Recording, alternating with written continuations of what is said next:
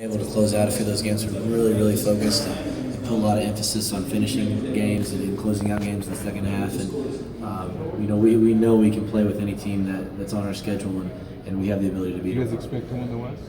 We as a team, yeah, we do. We really do. We expect to not lose a game, and that's just kind of the expectations we put on ourselves. We hear the outside speculations and everything, but our expectations within our own team is to win every single game we play. How would you assess your career this year? I've had ups and I've had downs. I'm pretty sure you can say that about anybody's career. We've gone from high points, we've gone from low points, and I'm really just looking forward to this next season and doing everything I can to improve from the years past and really to have my best season to date. Where do you think you're better than I have a lot more experience, a lot more maturity, a lot more experience, and I even said that about last season, having the experience of the season before that. So, I'm really just taking all the games that I've played, all the experience that I've had, and that's all for the betterment of my game and for this team.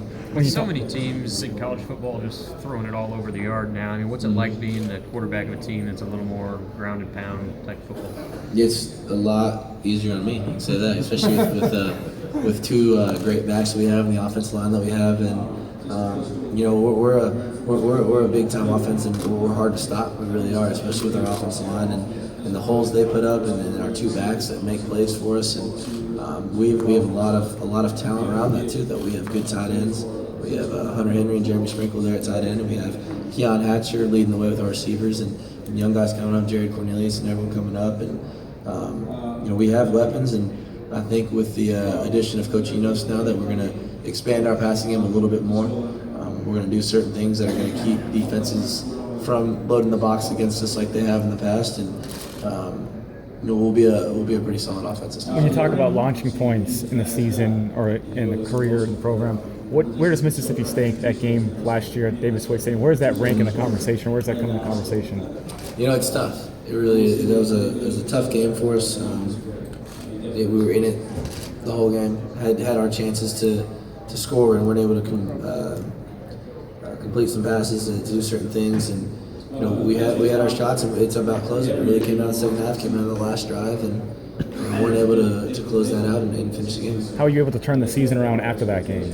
I don't think there was ever really turning the season point, but we always rolling on the rope, always thought we had chances, knew we could beat any opponent that we played, and it finally just kind of came against LSU, and that was just kind of the realization point, really, where it was like, okay, we can beat these teams, we can win these games.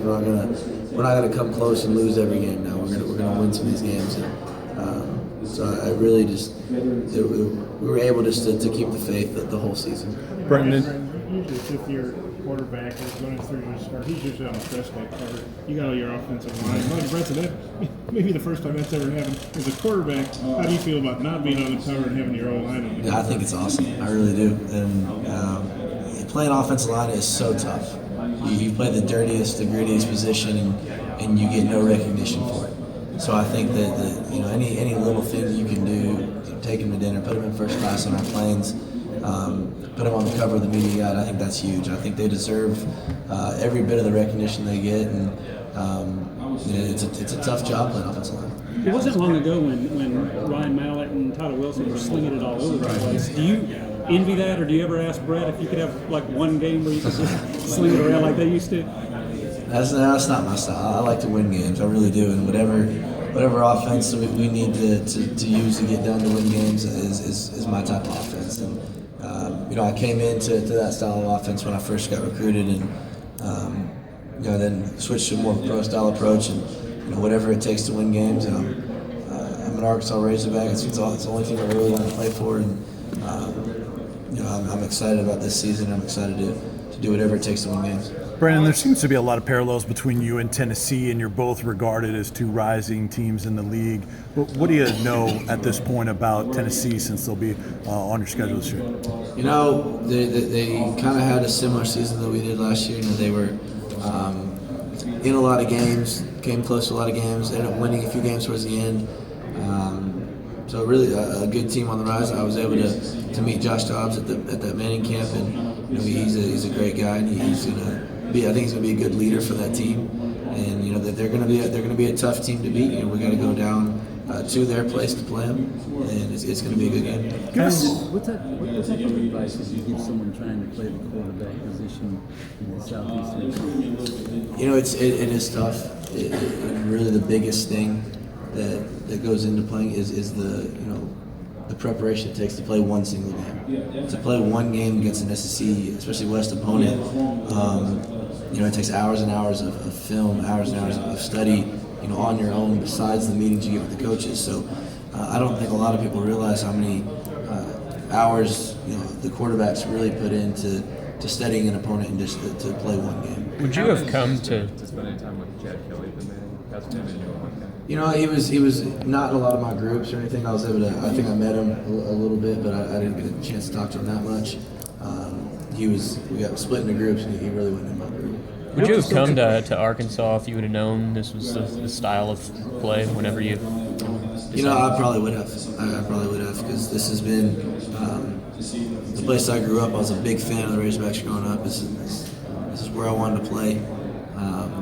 That's why I committed. Sophomore year, there was really never a doubt in my mind that I wanted to play for Razorbacks. How has Coach Enos helped you get even better? He's done a lot. He's what I love about Coach Enos is that he's played the position. He's played college quarterback. He's done that, so he can tell me things from experience, and I can trust. He knows the things I'm seeing, the things I'm going through. So just all the advice he gives me, I can really take to heart because he's been here and done that. Brandon, what do you feel like you need to do to kind of put yourself among the best quarterbacks in the nation? We have to win games. That's the biggest thing. We have to win games, and no one wants to take a quarterback from a losing team, and so the biggest thing that I feel is learn to lead our team and close out games in the second half and win those games. How close were you at that pass against Alabama, the last one that was intercepted? Do you replay that in your mind? Does that ever come up? Yeah, I've seen it on film a few times now, and obviously not the smartest decision throwing back across the body. Thought I had a chance to complete that ball though, and just didn't get enough on it. How close were you guys though in that game? Oh, we were in it the whole way.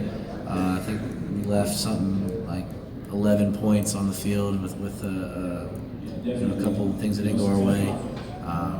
That happens. It happens. There's a tough opponent. You have to be able to execute, and you can't let those little things. Those little things that happen to you, those will cost you a game. Did it teach you something though about the team that you guys could compete on that level? But yeah. Anytime you play a big time team like Alabama as close as we did, and even had a chance to win, and still let things get away from us. But we've always known that we're a good team. We can play with anybody. But just that bit was kind of reassurance. But then again, kind of bitter for us because we should have won a few of our games that were so close and weren't able to.